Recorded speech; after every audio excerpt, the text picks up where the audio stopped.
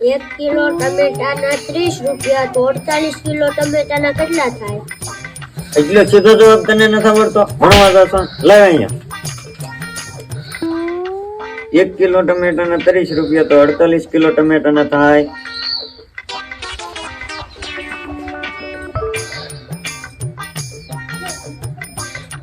પણ 30 રૂપિયા ટમેટા આપણને મોંઘા પડે. અત્યારે 15 રૂપિયા જ ભાવ છે, તો 15 રૂપિયા લેખે થાય. હમણાં કહું. પણ તારે 48 કિલો લઈને તારે શું કરવા છે? 2 જ કિલો લેવાના. આપણે ગામ જમાડવાનું છે. ના ના, તો 2 કિલો ટમેટાના થાય 30 રૂપિયા, તો 30 રૂપિયા થાય. હાલે તમારે પેપરમાં એટલા જ લખવાના? હા, એટલે જ લખવાના.